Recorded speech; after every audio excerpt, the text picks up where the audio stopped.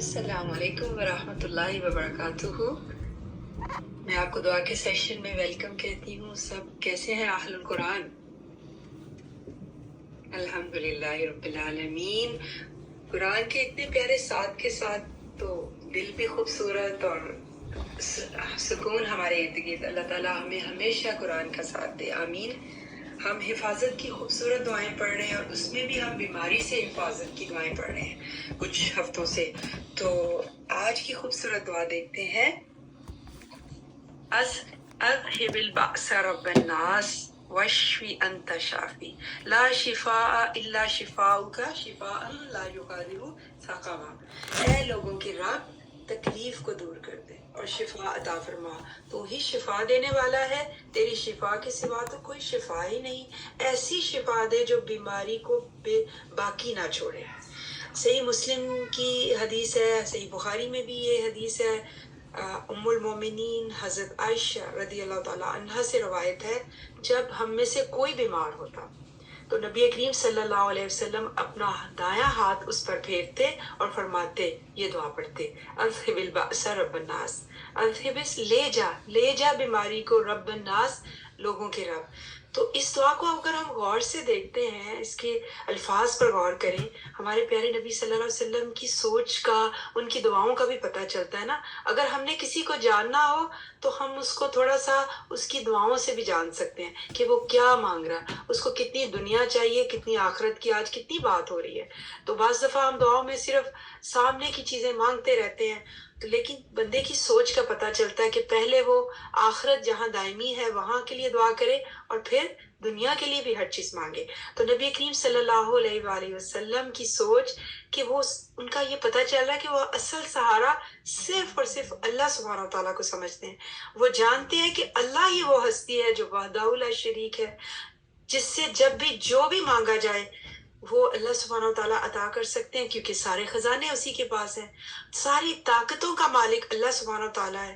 کیونکہ دعا پہ غور کر رہی تھی تو دیکھیں، ایسی دعا مانگی پیارے نبی صلی اللہ علیہ وسلم نے، ایسی شفا دے جو بیماری کو باقی نہ چھوڑے۔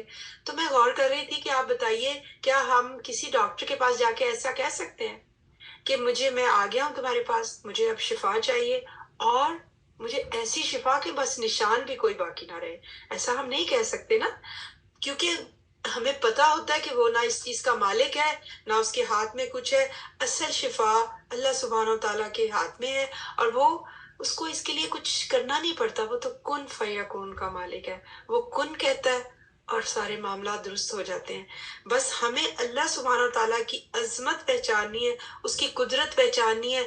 جتنا ہم یقین کے ساتھ دعا کرتے ہیں، جتنا یقین کامل ہوتا ہے، اتنی ہماری دعاؤں میں اثر ہوتا ہے۔ جتنا اللہ سبحانہ وتعالیٰ کی قدرت کا پتہ چلتا ہے، ہم اس کو پہچانتے ہیں۔ ہمارے اور نبیوں میں، انسانوں اور نبیوں میں کیا فرق ہے؟ اللہ والوں اور اللہ کے نہ پہچاننے والوں میں کیا فرق ہے؟ اللہ کو نہ پہچاننے کا نا، اس کی قدرت کو نہ جاننے کا۔ ہم نے لاسٹ ٹائم بھی کتنی خوبصورت تفصیل عرش کے بارے میں پڑھی تھی۔ ایک عرش کو جاننے میں پوری زندگی لگ سکتی ہے کہ کتنا بڑا عرش ہے اور اس کو حاملین عرش کیسے تھے، سبحان اللہ۔ تو اللہ کی قدرت کو پہچاننا جو ہے وہ انسان کی ضرورت ہے اور اس کے لیے رحمت ہے، جتنا ہم پہچانیں گے۔ اب یہ ہے کہ ہم کیسے پہچانیں، کیسے اللہ کی قدرت کو زیادہ سے زیادہ پہچانیں تاکہ ہمارا کنیکشن اس کے ساتھ مضبوط ہو۔ تو مجھے لگتا ہے یہ کنیکشن اللہ کے ساتھ بالکل ایسے جیسے سمجھنے کے لیے کہ وائی فائی ہے نا، کہیں تو بہت ویک ہوتا ہے اور کہیں بہت اسٹرانگ ہوتا ہے۔ تو ہم میں سے جس کا بھی کنیکشن وائی فائی اللہ کے ساتھ بہت مضبوط ہے، وہ تو آلریڈی اطمینان میں ہے، وہ تو ڈائریکٹ ہی اپنے میسیجز اللہ کو کرتا رہتا ہے، سبحان اللہ۔ تو ہمیں بھی یہ کنیکشن مضبوط کرنے کے لیے کیا کرنا ہے؟ سب سے زیادہ کنیکشن مضبوط کرنے کے لیے ہمیں قرآن کے ساتھ تعلق، جو کہ الحمدللہ ہم سب جڑ گئے ہیں، اللہ تعالیٰ ہمیں ثابت قدمی عطا کرے۔ پھر اللہ کی قدرتوں پہ غور کرنا، پھر دن میں جو 5 دفعہ اللہ کے ساتھ ہم ڈائل کرتے ہیں، نماز کے ذریعے کنیکٹ کرنے کی کوشش کرتے ہیں، اللہ تعالیٰ ہمیں اس میں خشوع و خضوع دے۔ اور سب سے جو سیکھنے کی بات ہے وہ ہے اللہ کے خوبصورت نام۔ تو اللہ نے خود ہی بتا دیا ہے نا قرآن میں، وَلِلَّهِ الْأَسْمَاءُ الْحُسْنَى، تو اللہ کے لیے سارے خوبصورت نام ہیں، انہی ناموں کے ذریعے ان کو پکارے. اور ترمذی کی حدیث بھی ہے نا کہ اللہ کے 99 نیم ہیں، تو اس میں جو ان کو یاد کرے گا وہ جنت میں جائے گا. کتنا آسان اللہ تعالیٰ نے کر دیا ہے اس دنیا میں، اگر ہم ایوری ڈے ایک نام یاد کریں. اللہ تعالیٰ ہم سب کو توفیق دے. تو اس دعا میں کون سا خوبصورت نام آیا ہے؟ سب کے سامنے ہے دعا، تو غور کیجئے. الشافی، اللہ کا خوبصورت نام، ایسی شفا دینے والا جو کوئی بیماری نہیں چھوڑتا پیچھے. چاہے اب بیماریاں تو بہت قسم کی ہیں نا، مائنڈ، باڈی اور سول کی، تو یہ اللہ سبحانہ و تعالیٰ کے ناموں میں ایسی برکت ہے کہ وہ ساروں کو کیور کرتا ہے. یا دنیا میں تو اتنی کیٹیگریز ہیں نا آج، جو ہے وہ ہم اسپیشلسٹ اسکن کے پاس علیحدہ جاتے ہیں، سائیکیٹرسٹ ہے، ہارٹ ہے، ہر ایک کی چھوٹی چھوٹی چیزوں کے لیے ہمیں کرنا ہے. لیکن اللہ سبحانہ و تعالیٰ الشافی ہے، پوری کی پوری کیور، ہر چیز کو کیور کرنے والا ہے. تو ہمیں اللہ سبحانہ و تعالیٰ سے رابطے کو مضبوط کرنا ہے.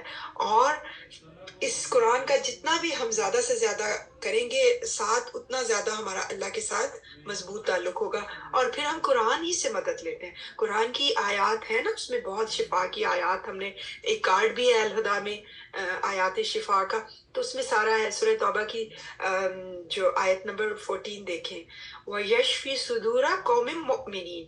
ہم نے ابھی ریسنٹ سورہ پڑھی ہے نا توبہ، تو اس میں ہمیں اندازہ ہے نا کہ اس مومنین کو کیسے تسلی دی جا رہی ہے، کیونکہ اس وقت کا دور منافقین کا تھا، اور ان کے رویوں سے کتنا دل تنگ تھا نا، سینے کتنے گھٹ گئے تھے، کتنا غصہ آتا تھا. تو اللہ سبحانہ وتعالیٰ نے کیا کہا کہ قرآن کے ساتھ پڑھو، وَيَشْفِي صُدُورَ قَوْمٍ مُؤْمِنِينَ، کہ یہ تمہیں شفا دے گا. تو جتنے بھی سینے کے امراض ہیں نا، ہم انشاءاللہ تعالیٰ جیسے ہی کوئی ہمارا دل گھٹے، غصہ آئے، پریشانی ہو، قرآن کھول لیں. اور سورہ یونس کی آیا نمبر 57 میں دیکھیے، یا ایھا الناس قد جاءتکم موعظۃ من ربکم وشفاء، کیونکہ وہ شفا ہے لما فی الصدور وہدی ورحمۃ للمؤمنین. پوری انسانیت کو کہہ دیا یا ایھا الناس، سب کے مسلمانوں کے لیے نہیں، پوری انسانیت کے لیے یہ کیا ہے؟ قرآن موعظۃ ہے اور شفا ہے. دیکھیے اللہ نے نان مسلم کو بھی شفا دیتا ہے نا، کیونکہ اللہ تعالیٰ الشافی ہے اور وہ پوری انسانیت کو دیتا ہے. لیکن اس میں اس آیت میں ہمیں ایک بڑی خاص بات پتہ چلتی ہے، ہدم و رحمت کس کے لیے ہے؟ للمؤمنین کے لیے. اللہ تعالیٰ ہمیں ٹرو مومن بنا دے، اللہ تعالیٰ ہم سے راضی ہو جائے، آمین. تو آج سے کیا کرنا ہے، کرنے کا کیا کام سمجھ آ رہا ہے کہ قرآن کو پڑھنا ہے ہدایت کے لیے ہی نہیں، صرف شفا کے لیے پڑھنا ہے. خاص طور پر کیونکہ قرآن تو غمگین کے لیے کیا ہے؟ سکون ہے نا. مجبور کے لیے کیا ہے؟ رحمت ہے. نا امید کے لیے امیدی ہے. بے سکونی کے لیے سکون کا باعث ہے. اور مایوس تو ہونا ہی نہیں نا بندے نے، چاہے کتنا بھی بیمار ہو، ارد گرد بھی ہمارے لوگ ہوں. تو اب ہم آیات شفا پڑھتے جا رہے ہیں، اور پچھلی کچھ سے ہم شفا کی پڑھ رہے ہیں، تو آپ لوگ اس کو یوز کر رہے ہیں نا. ڈاکٹرز کے پاس جانا ہے، ہر بیماری سے پہلے اللہ سے رجوع کرنا ہے، اور جب ڈاکٹر کے پاس بھی جا رہے ہیں تو کہنا ہے اللہ تعالیٰ اس کے دل میں میری شفا ڈال دے. اصل ہیلر اللہ سبحانہ و تعالیٰ ہے. اور ہم نہیں مانگتے دعا، پیغمبر بھی دعا مانگا کرتے تھے، اور پیغمبروں کی دعائیں بھی ہمیں قرآن میں پڑھی ہیں نا. حضرت ایوب علیہ السلام کی کیا دعا ہے؟ ربی انی مسنی الضر وانت ارحم الراحمین. اللہ سبحانہ تعالیٰ میں تو اس سے مجبور ہو گیا ہوں نا، یہ تو مجھے چمٹ گئی ہے، مس کر لیا اس نے، تو مجھے اس سے کیور دے دے، تو مجھے اس سے پاک کر دے. کیوں؟ انت ارحم الراحمین. اور پیغمبر تو دعا سب کرتے تھے نا، وَإِذَا مَرَضْتُ فَهُوَ يَشْفِينِ، کہ جب بھی میں بیمار ہوتا ہوں، بندہ مومن بھی کہتا ہے نا، میں تو اللہ ہی سے رجوع کروں گا، میں تو اس کی قدرتوں سے پہچانوں گا، میں تو اسی سے رجوع کروں گا. اور کیوں نہ یقین کریں ہم؟ کیونکہ اللہ سبحانہ تعالیٰ کے پاس ہی وَعِندَهُ مَفَاتِحُ الْغَیْبِ لَا يَعْلَمُهَا إِلَّا هُوَ، کہ اللہ کے سوا تو کسی کے پاس کنجیاں ہی نہیں ہے شفا کی.